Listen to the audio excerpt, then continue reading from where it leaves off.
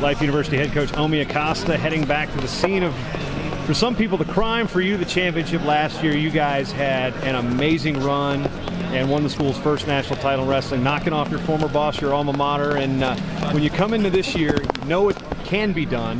What's it going to take for you guys to do that again this year? Man, for us to do it again, we got to focus on the task at hand, which is not to win the national tournament, but to see how great we could be.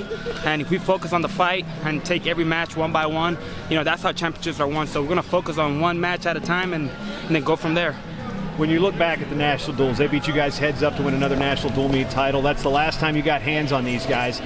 What have you done to help get your team past that and say, all right, the guys that lost the tight matches or lost the ones late, you got to win these things this time? What have you done to coach them up? Oh yeah, definitely. Those are going to be the matches that are going to determine the tournament. So we got better at certain positions, and the guys are just hungry. It's a difference when you lose and you could prove yourself back at the national championship. So thank God we lost to them early in the year. Now it's a different team, different mindset, different tournament, different arena. So we're going to be ready for that. You guys are no longer like, the lovable underdog. You've won a title, so there's a target on you guys back, and it's not just from your rivals up in Des Moines. What's it been like to kind of ride at the top for this year, knowing that, okay, we did something that nobody had done in nearly a decade. We're here, we've arrived, we've got a women's team that's crushing it, we're crushing it.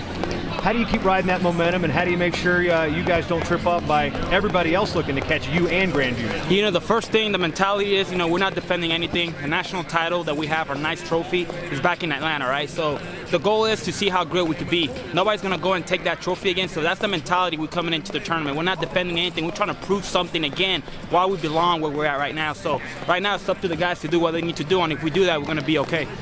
So much of this level is about opportunity, whether kids that were overlooked for D1 or high scholarship level D2, or they're coming off of the junior colleges, or they're looking for a new home, or they're looking for some place to actually enjoy wrestling. You've got a good mix of that on your team. What's it like to build this team having such dynamic backgrounds? Like the NAIA is a great place that offers second opportunities for those guys that had the big D1 dream, So we just got to get those guys and get them to buy in. They could go to Division I, but there's a lot of work that we got to do on these kids, and it's something that's great to see guys, come back on wrestling and getting the college degree and becoming better people through the process of wrestling at a different, low-level college. And I'm proud of the guys that we have right now, and we're just going to continue to get better.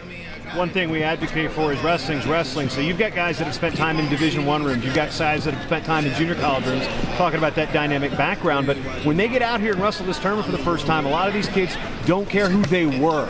So what do you tell your athlete to know? Say like a Balmaceda. He was highly ranked coming out of high school, spent time at Oklahoma State. How do you keep a kid like that focused to be like, look, you were all world coming out. These kids don't care. They're going to punch you in the mouth. They don't care who you are. Yeah. How do you keep a kid like that focused? We just talk to them a lot out of positive motivation and positive reinforcement. It's just the same thing. Like you said, wrestling is wrestling, whatever level it is. You have to put your shoes on. You have to work everybody. You have to outwork everybody. So it's the same thing. It doesn't matter if you're D1, D2, D3, NAIA. Wrestling is wrestling. So we let them know that we have trained, we have prepared for this, and we're ready to be here in the big show with everybody else. Mentioned the women's program. Ashley Sword-Flavin won a national duels title for the women's side of things earlier this year. We talked to Coach Mitchell about what the women's program complemented his program at Grandview. What's it been like for having the women's program complement you guys at Life? Oh no, it's great. Life Youth Wrestling School. Ashley and Flavin are doing a great job. We don't work too much closer with each other, but we can see their success and we feed off of each other. She's doing great big things, and hopefully next week she could kick some butt, and hopefully we could kick some butt this weekend so we could be Life Youth, the national champs, and women and men's. That'll be sweet.